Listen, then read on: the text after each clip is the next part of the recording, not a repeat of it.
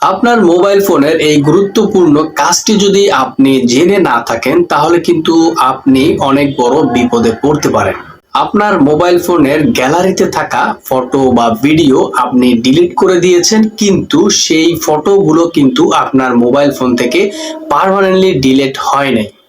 কোথায় গেলে আপনি আপনার ডিলিট হয়ে যাওয়া ফটো, ভিডিওস বা ডকুমেন্ট গুলো কোথা থেকে আপনি খুঁজে বের করবেন আমি আপনাদেরকে দেখিয়ে দিচ্ছি। তার আগে কিছু ইনফরমেশন দিয়ে রাখি, আপনি যদি এই কাজগুলো না জানেন তাহলে কিন্তু মহা বিপদে পড়তে পারেন। কিভাবে পড়তে পারেন? আমাদের মোবাইলে কিন্তু প্রত্যেকের ব্যক্তিগত জিনিস থাকতেই পারে, কিন্তু আমরা ব্যক্তিগত জিনিস যদি ডিলিট করে দিই কিন্তু যদি পার্মানেন্ট ডিলিট না করি তাহলে হয়তো আমাদের মোবাইল অনেক সময় আমরা সেল করে দিচ্ছি, বা আমাদের মোবাইল নষ্ট হয়ে গিয়েছে আমরা সেটা রিপেয়ার করার জন্য বিভিন্ন শপে নিয়ে যাচ্ছি।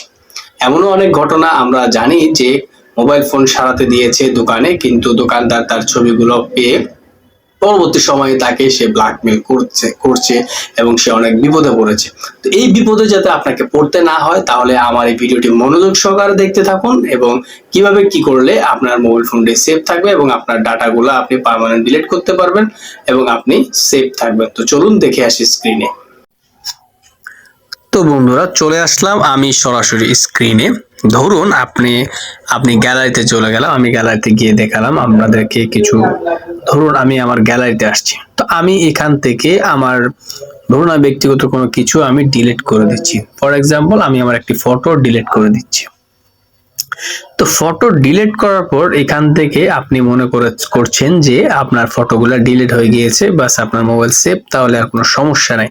কিন্তু না, আপনি ডিলিট করে দেওয়ার পরও আপনার মোবাইল ফোনের ফটো বা বিভিন্ন ডকুমেন্ট আপনার একটি জায়গায় কিন্তু সেটি রিসাইকেল বিন নামে একটা অপশন থাকে। রিসাইকেল বিনে কিন্তু এই ফটো বা ভিডিওস গুলো ডিলিট হয়ে যাওয়া জিনিসগুলো কিন্তু ওখানে থেকে যায়। তো সেক্ষেত্রে আপনাকে সেখান থেকেও ডিলিট করতে হবে। যখন আপনি ডিলিট করবেন তো সেই অপশনটা আপনি কোথায় পাবেন? তো চলুন দেখে আসি। আপনি সরাসরি আপনার গ্যালারি ওপেন করার পর সেখান থেকে আপনি দেখুন এখানে দেখতে পাচ্ছেন যে রিসেন্টলি ডিলিটে ক্লিক করবেন। এই যে দেখুন আমি একটু আগে ডিলিট করে দেওয়া যে জিনিসটা আমি ডিলিট করেছি সেই জিনিসটা দেখুন এখানে কিন্তু চলে আসছে, এই ফটোসটা।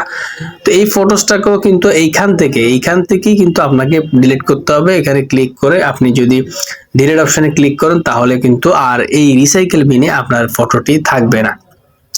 আবার আপনি চাইলে যে আপনি ডিলিট করেছেন, পরবর্তীতে মনে হয়েছে যে আমি তো ভুলে ডিলিট করে দিয়েছি, আমি কিন্তু আমার জিনিসটা আবারও প্রয়োজন, তো সেক্ষেত্রে আপনি সেম জায়গায় চলে আসবেন। সেম জায়গায় এসে আপনি এভাবে ক্লিক করে এখানে দেখুন রিস্টোর নামে একটি অপশন আছে, সেই রিস্টোরে ক্লিক করবেন। রিস্টোরে ক্লিক করলে এটা কিন্তু জায়গায় চলে যাবে।